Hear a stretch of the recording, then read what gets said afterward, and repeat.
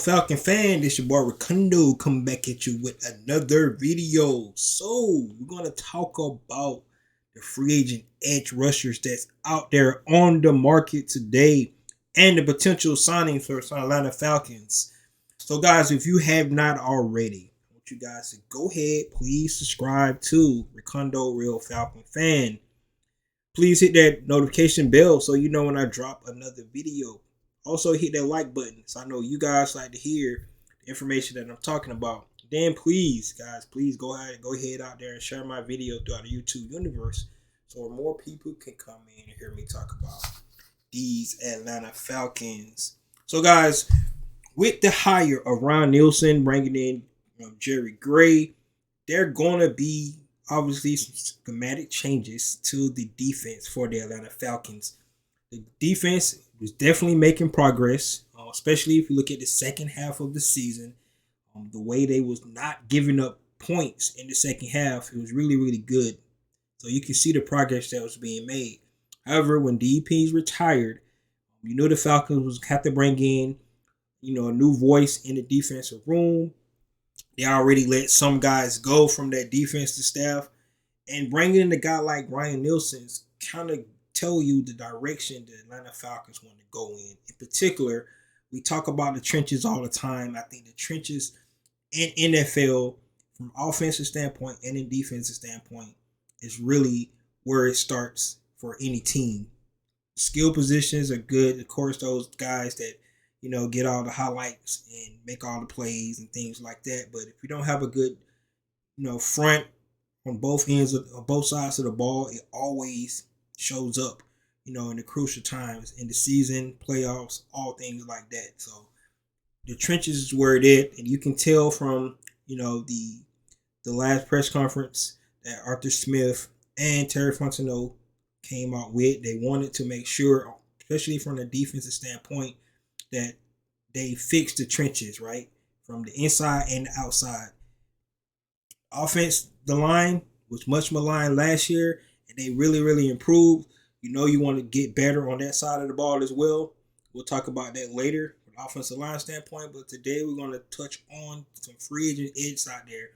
We know the Atlanta Falcons have lots of cap space. I think they number 2 in the league of how much cap space they have this offseason. But they have to be smart. You just don't want to go out and sign guys to big contracts just because their name. You got to make sure they have a fit and that you can actually build a team the right way, because the Atlanta Falcons is definitely not one player away from actually being able to say we're good to go. So we got to make sure they do this thing smart.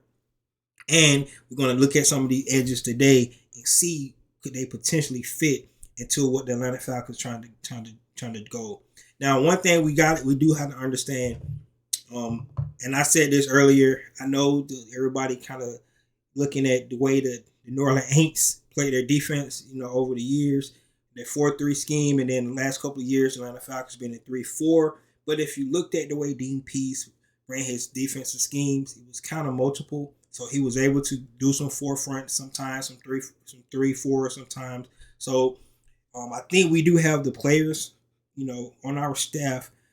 On our team that actually could play the 4-3 if we had to do that. But to help Ron Nielsen out, you're going to have to go find some guys that definitely can actually play that four-man front. And that's what we're going to talk about today. I'm going to be a little bit more of a lot of man covered. So we start talking about we talked about the free agent cornerbacks and the secondary a couple weeks ago. That's what I was looking at. We got to look and see who they're going to bring in the draft from a secondary standpoint. But the front, it starts at the front. I talked about that. Got to be able to get, and if you can get pressure with your front four, I think it really helps you out tremendously on the back end. So that's what we're trying to look at. That's what Arthur Smith definitely want to try to create with this Atlanta Falcon defense. We're not talking interior linemen. That's the next key to this. You want to have the outside, but definitely want to have some interior as well to go alongside Grady Jarrett. And we'll talk about the defensive interior linemen next on the next video. But with all that being said, let's go ahead and get into the free agents that I think that could potentially help the Atlanta Falcons. Looking out now, looking at the free agents, big money and trying to be smart at the same time. You want to be able to make sure that you can actually go out and get guys that can help you and be smart and they can be here for a long time. So first of all, right off the bat, I had to go ahead and add Lorenzo Carter to this list. Lorenzo Carter actually had a pretty good season for the Atlanta Falcons. He's still young, 27-year-old. His price tag won't be that much. If they decide to, right now it's around 3.5 mil. Could go up a little bit more than that, but that price tag is not that bad. And if you want to bring in somebody that's familiar with this culture already with this Atlanta Falcon team, could actually definitely be a rotational guy, depending on who they bring in to go alongside Armor Ebiketie. If Armor Ebiketie is going to take that next step and be the starter, those are kind of things we got to think about. But a guy like Lorenzo Carter, who actually had 4 sacks this year, 58 tackles, pretty solid. 2 touchdowns he actually had. He had a touchdown on a pick 6 on the Carolina game, and he had a scoop and score in the Rams game. So we have to look at Lorenzo Carter production. Like I said, how he fit into the culture. Definitely a guy for the right price tag that I think the Atlanta Falcons should consider bringing back. So he's the one that I had to add him to this list because one of our free agents that we have, we're going to look in-house first. And if they can get him at the right price, bring him back in, already somebody who's already entrenched into the culture for his 1 year played here with the Atlanta Falcons. So let me know what you think about Lorenzo Carter. The next guy is Brandon Graham, currently playing with the Philadelphia Eagles. Little on the older side. He's 34-year-old, so this is a guy you can bring in. No long-term deal, but you bring in a veteran presence to help some of the younger guys out. Price tag right now on Sport Track was like 3.3 million. Like I said, something that we definitely can deal with from a price tag standpoint. Had 11 sacks this year, 35 tackles. So definitely a guy if you're trying to build that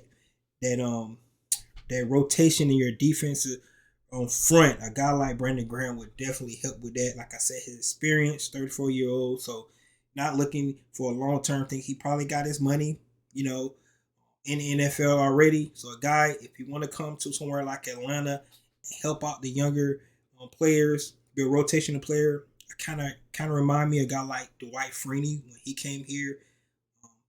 Vic Beasley had his best season as an Atlanta Falcon that year. So Brandon Graham, a guy we definitely could consider if he planned on leaving Philadelphia, of course, and coming over and help this Atlanta Falcon young defense, get to the levels of where the Philadelphia front got this year. So let me know what you think about a guy like Brandon Graham. The next guy is Yannick Ngakwe. I probably pronounced that wrong, but this guy here, still a little bit on the younger side, 27-year-old. His price tag right now is $14.8 million. He had 9.5 sacks, 29 tackles this year. That kind of production, definitely we can add something like that. $14.8 million is really good price range for a guy that you can get him a long-term deal. 9.5 sacks, like I said, 29 tackles. Or a rangy guy that you definitely bring in, long arms. I love guys that's definitely coming off with the long arms because they could use those arms to get distinction with the tackles and utilize that speed off the edge to come in and do the contain and the speed around the corner. That's what I love about guys with long arms. That's what we was hoping a guy like Ade Ogundeji could definitely translate to. I think he had a down year this year, but he's still young. I love his long arm as well, so he could bring a guy like Ngakwe in to help, teach a guy like Ogundeji with the long arms in. So this is a signing for me. If they was able to pull a signing like this off, would be a good start for the Atlanta Falcons. So guys, let me know what you think about Ngakwe, and We just have to see if there's somebody want to be part of this Atlanta Falcon franchise. The next guy on the list is Jadeveon Clowney.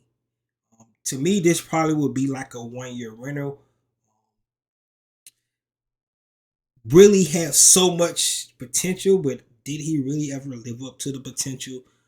29-year-old. Of course, he played on a $10 million 1 year deal with the Browns this year.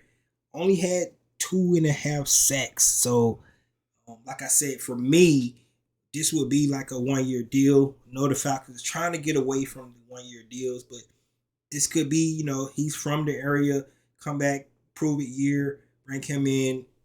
Like I said, the more depth you have at these positions, the better. He's going to be a starter, but he could definitely be a rotation guy. He can teach guys.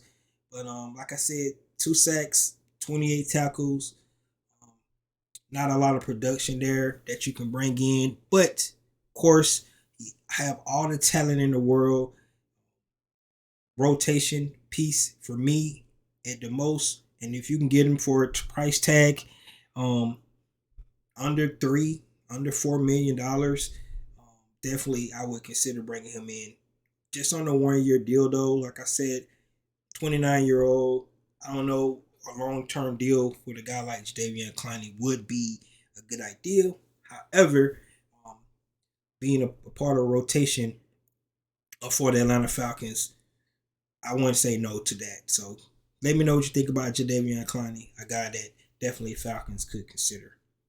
The next guy on the list, yes, a New Orleans Saints. I definitely had to go ahead and put New Orleans Saints on here, especially with the ties to Ryan Nielsen. Already knows the defense, what he's trying to do. Had a down year. His price tag is kind of high for me, for my liking, considering his production he had this year. He's 26-year-old, so you could definitely see that getting into his prime. Marcus Davenport, price tag right now is $23.2 million. I'm not sure if I'm willing to pay that, considering his production this year. So you paying him on what your potential, I think you can actually get a better deal from that with Marcus Davenport.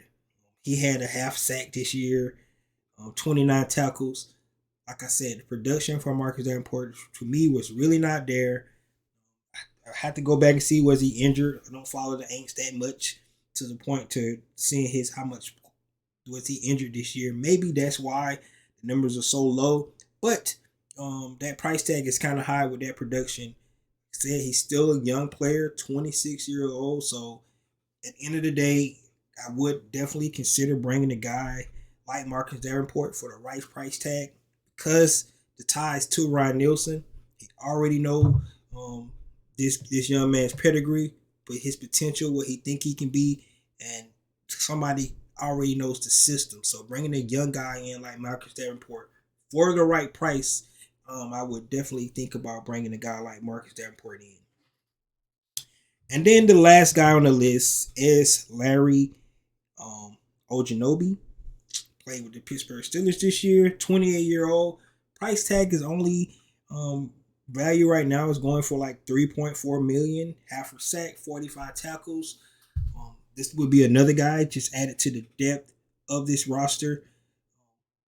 How many edges they can have, of course, they're not going to sign all these guys, but the more you have, in my opinion, you can rotate these guys out. I always like the way the Georgia Bulldogs, the Alabama Crimson Tide, the way they actually rotate their fronts in, keep those guys fresh, and that just wreaks havoc on offensive line, because you're keeping fresh bodies at those guys, and they're staying in the whole time. But if you got depth, at these positions, and you got fresh bodies, especially if you're able to start to, run up the score and to get into,